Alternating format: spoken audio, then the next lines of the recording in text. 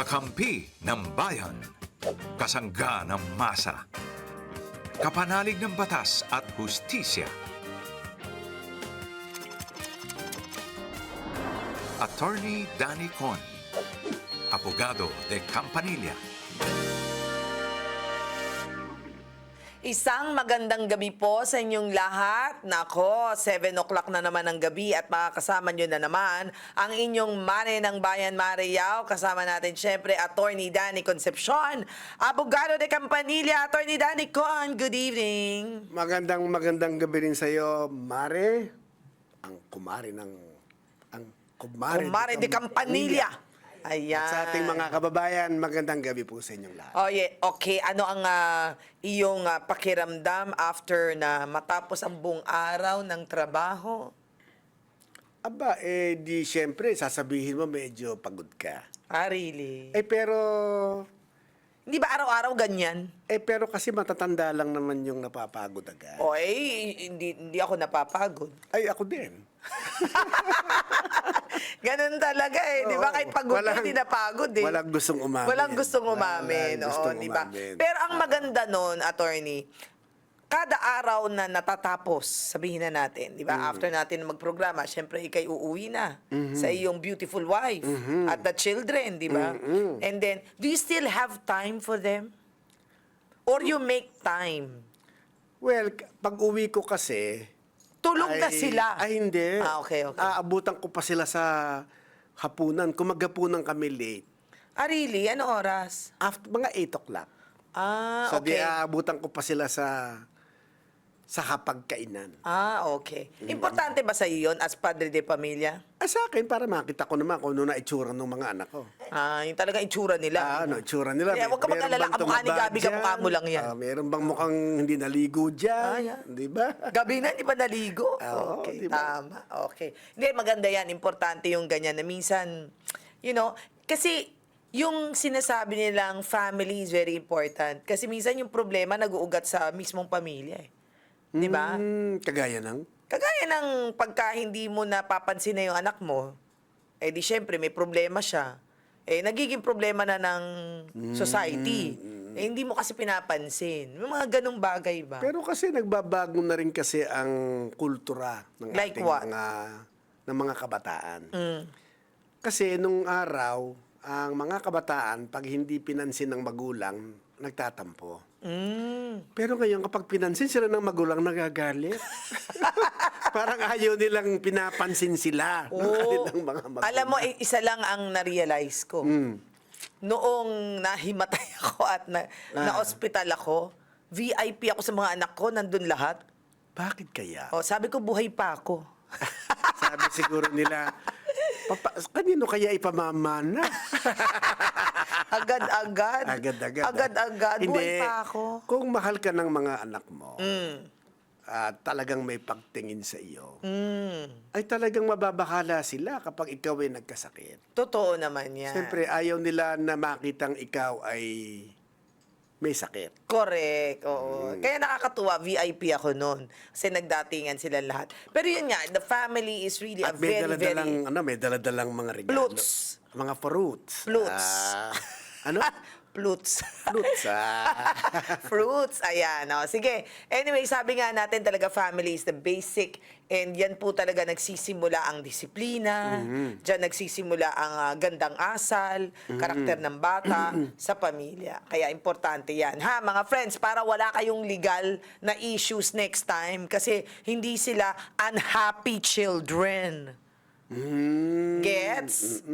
Di ba? Eto na. Pero Eto siyempre, na. pag ikaw ang nanay, bakit naman hindi sila magiging happy? Yun ang gusto ko Di sa'yo ba? talaga. Siyempre, pag ikaw ang tatay, di ba? Dapat happy sila. Nag-praise talaga tayong dalawa sa isa't isa.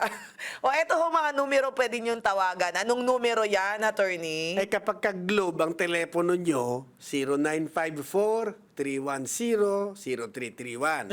At kung smart, 0961-770-8807. Ayan, nasa screen po natin yan. Kaya wag niyo hong kalilimutan kung kayo may mga katanungang legal. Anytime, pwede kayo mag-text sa amin at malay ninyo yung inyong mga kaso na po ang ating tinatalakay dito sa ating programa. Okay, eto na. Game na tayo, si Mika ng Valenzuela. Ay, kababayan mo, Itich. Oo nga, parang napakarami ng taga-Valenzuela. Valenzuela. Itong mga Okay. Nagpapadala ng text sa atin. Oo. Yung kaaway ko po, kaaway talaga.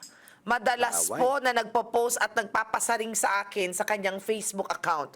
Although hindi naman niya po akong direktang pinangangalanan. Parang Pero alam ko itinatago po. siya sa pangalan. Ano ah? Pero alam ko po, patama sa, ikaw naman, baka naman, sensitive ka lang. Hindi naman para sa iyo yun. At araw-araw po niyang ginagawa yon.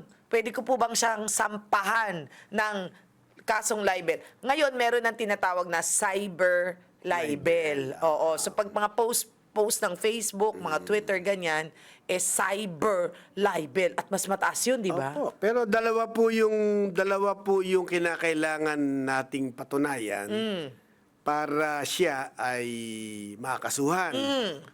Una, kinakailangan po na ang kanyang mga ipinopost ay nakakasirang puri.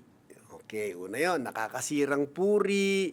Paano sinabi? May utang ka, magbayad ka, balasubas ka. Totoo naman.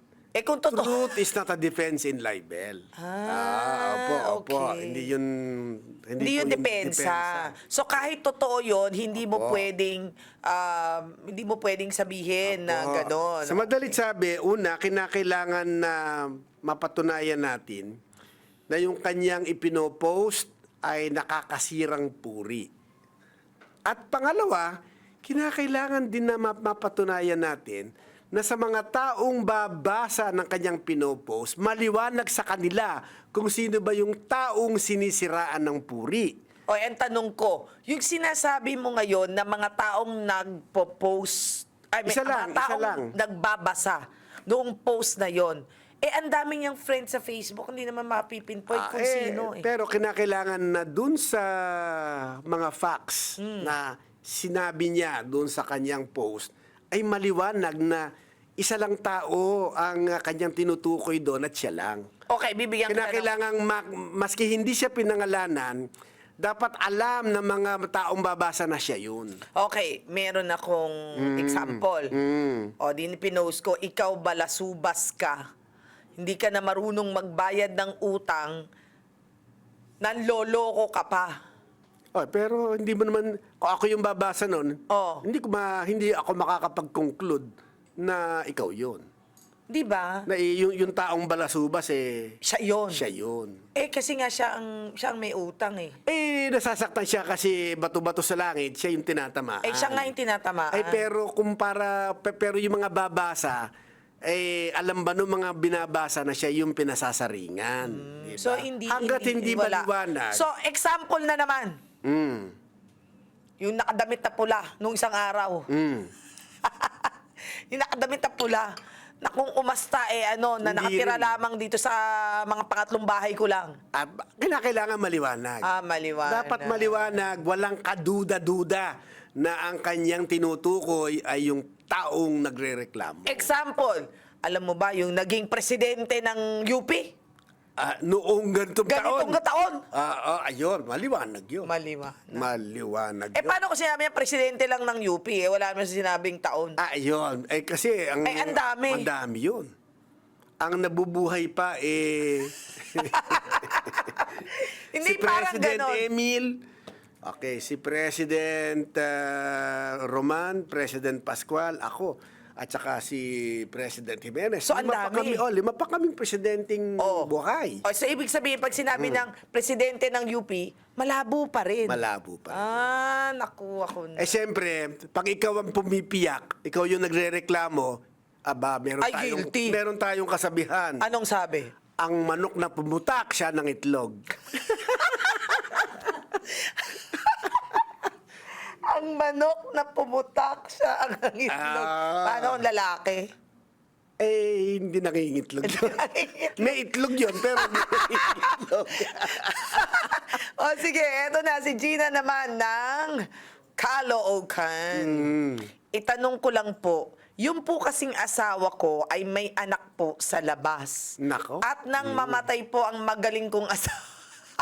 Parang hindi siya galit, no? Konti lang. Mild lang Magaling siya. nga yung asawa niyang may anak sa labas. Yung mild lang siya umagalit, ano?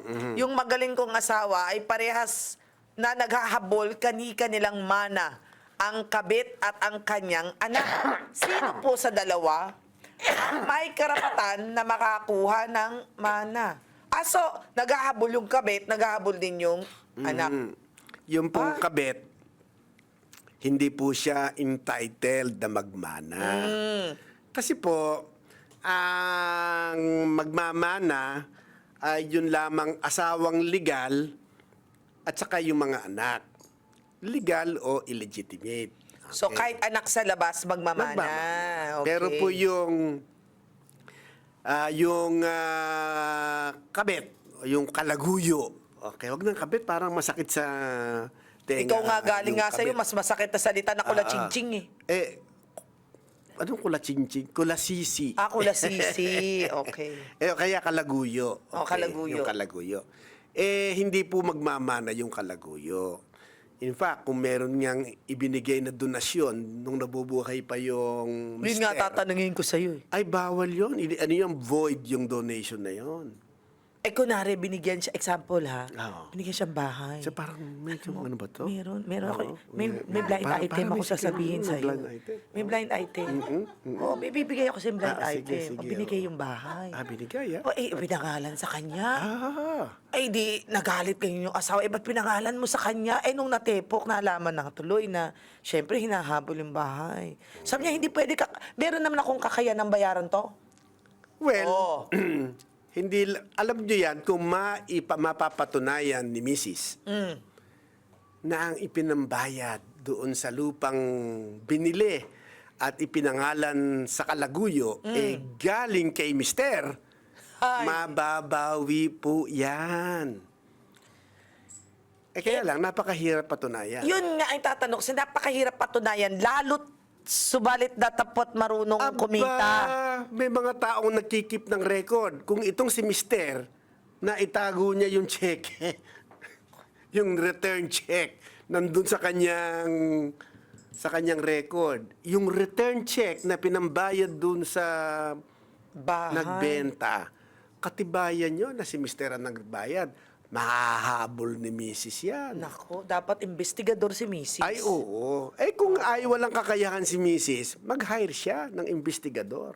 Ay, maraming ganyan. In fact, may kaso na sa Korte Suprema na kung Na saan ganyan? nahabol ni Mrs. ang lupa't bahay na ipinangalan ni Mister sa kanyang number 2. Ako, parang lang hindi pa naman sure. Pero hindi, sa akin lang. Pero parang... Meron may blind item niya, mamaya sabihin ko sa'yo. Okay. Pagkatapos, alam mo yun, yung minahal niya talaga yung pangalawa. Hindi yung panguna. Oo. Pero Parang kasi... hindi naayos For some reason pero dito sa Yan ang kaso niya. bawal na pagmamahal. Oo. Bawal talaga. Di ba pwedeng nagmahal lang? Alam mo, ang pag-ibig pag pumasok sa puso ni Numan, masisira ang ulo, masunod ka lamang. May blind item din ako dyan. Ganun, ha? Mamaya sabihin ko sa'yo. Sige, mamaya. Eto na ha. Marites talaga. So yung kanina, yung ating texter, yung kulasisi, kalaguyo, sorry ha, I am very sorry, wala kang mana. Pero yung anak mo, Meron. Pero merong isang kondisyon yun. Ano na naman yung kondisyon? Dapat po yung anak ay kinilala Ayan. sa tamang paraan. Like what? Nung tatay, sana may nakasulat, sana may nakapirma. Sa birth certificate. Sa birth certificate, sana pumirma siya. Okay. O kaya meron siyang iniwanang sulat. O kaya gumawa siya ng affidavit of recognition. Paano kung picture lang? Ay, wala eh. Yung picture kasi ay hindi isang pagkilala sa ngayon sa batas. So, kinakailangan kinilala siya sa tamang paraan. Paano kung yung mga affidavit lang? Paano kung namatay siya pero may DNA sila? Ay, kasi yung DNA, ebidensya lang eh. Hindi siya isang form of recognition. Okay, very good. Maganda pag-usapan yan sa mga susunod na mga topics natin dito. Ito Sige. naman, si Bong ng Antique, tungkol sa naiwang ari-arian ng tatay ko na namatay 4 years ago. After 2 years po, nag-asawa ulit si nanay. May asim pa si nanay, ha? Bale, may karapatan po ba si nanay? May karapatan po ba sa mana si nanay o kami na lang pong mga anak niya since nag-asawa naman siya? May galit yung anak. Oo, sabi, nag-asawa ka na rin lang eh. So, Doon ka na sa kabila, doon ka na sa kumuha. asawa mo. Ay, nako. Hindi lang po siya tagapagmana. Kasi po, nung namatay ang kanyang asawa, ay kasal pa sila. Okay. Kaya tagapagmana po ang nanay nyo. Ay, pero hindi lang po mana niya ang makukuha niya. Kung meron pong conjugal or community property, o yung, ano ba yung conjugal or community property? Ito po yung mga ari-arian na pundar nilang mag-asawa habang sila'y nagsasama. Kapag ka po yung mga properties na yan ay meron palang ganyang properties na pundar yung mag-asawa, kalahati po niyan sa nanay nyo eh. Oo. At kahati pa siya dun sa kalahati ng tatay nyo. Talagang may karapatan na hindi naman siya Mas malaki ang karapatan Hindi naman ng- siya nag-asawa noong Buhay pa. After naman or may kinasama siya Apo. after naman. Di sa madalit sabi, yung nanay nyo na nakadalawa ng asawa, magmamana yan dun sa tatay nyo, ay magmamana din yan dun sa pangalawang asawa. Kasi legal. Kung mauunang mamatay yung pangalawang asawa. At kung legal silang kinasal. Ay kung legal silang kinasal. Opo. Pero kung kinakasama lang at wala naman ding asawa yung pangalawa niyang kinakasama, magiging co-owner lang po sila ng mga properties na pinundar nila. Siguro ang gusto niya itanong, kung ako yung magtatanong, may mana din ba yung naging asawa ng nanay ko? Yung naging asawa ng nanay mo, yung buhay pa. Yung kasalukuyan. Kaya nga, yun ay hindi magmamana doon sa tatay mo. Babangon sa libingan yung tatay nyo kapag kanyang pangalawang asawa binigyan ng mana na galing sa kanya. Pero, Nako, kukurarapin sila. ang tanong ko, pag nauna yung nanay niya, Pag nauna yung nanay niyang namatay doon sa pangalawa, ay magmamana yung pangalawang asawa sa nanay nyo. ayun na, Sa doon nanay na. nyo. Pero hindi siya magmamana sa tatay nyo. Okay, alright. Eto na, si Shara ng Pasig City. Anong itatanong mo, Shara, kay attorney? Good evening. Hello, good evening po. Yes, Shara. Anong question mo? Hello po, attorney.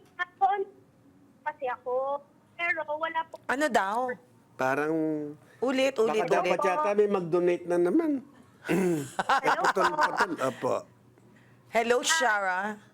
Hello po. Hello, Shara. Hello, attorney. Tatanong lang po sana ako. Nag-online selling po kasi ako. Pero wala po akong business permit. Pero kasi po, yung negosyo ko po ay ano lang po kasi to occasional lang, hobby ko lang po. Ngayon po, may mga reseller po kasi ako na hindi po nagbabayad on time. Palagi na lang po nila sinasabi sa akin na maghintay ako sa bayad po nila. Ilang buwan na po ito, kasi hindi pa po sila nakabayad sa akin. Puro pangako po. Anong tanong mo, Shara? Ngayon po, sinabi ko po sa kanila na ipapabarangay ko po sila at isasampa ko po na small claim yung reklamo ko. Kaso ang sagot po nila sa akin, sige lang, wala naman daw po akong permit. Mag-aas na po ng advice kung ano po dapat kong gawin. Kinounter siya. Hindi po, huwag kayong matakot doon. Kasi yung pong permit ninyo, pwede naman yung ihabol. At saka, ganun ba yun? Okay, I agree with Sharon, lalo na nung pandemic, ang daming rumakit. Ang daming talagang rumakit. Nagbenta ng kung ano, para lang mabuhay sila, etc., etc. Although, alam nating mali yun, marangal pero mali. Kasi kailangan natin magkaroon talaga ng permits, kailangan natin ng resibo. Pero, yan ang usually pinapanakot ng mga tao pag may utang na. Wala ka namang permit eh. Hindi ka naman, susumbong kita. Ay, hindi ho. Ako na aayusin ko na nga ho yung permit ko eh. Diba? Kasi kaya ituloy mo pa rin yung paniningil sa kanila. In the meantime, isaayos mo naman yung permit mo. Oh. Okay. Paano kung wala siyang balak kasi nga racket lang? Ay, sa akin kasi, kung hindi naman nagtutuloy na ngayon, ay di magreklamo na lang sila. Sasabihin niya, hindi ko naman ho talaga business eh. Oo, Sabi talagang naman niya, hobby lang naman niya. Oh, hobby ko lang naman eh. Bumili siya sa akin eh, 'di ba? Hindi naman tumaramihan. Idedeklara ko po yan for tax purposes. Sabihin mo na lang. Oh, sabihin mong ganun. Ayan, makinig ka kay attorney ha para makasingil ka. Magkano ba utang sa iyo, Shara? Ang balance pa po sa akin ay 10,000 po. Oh, malaki rin yung 10,000. 10,000. Oo, pinaghirapan din niya yan. Barangay lang niyo muna. O, ibarangay mo ha. Paglaban mo yan.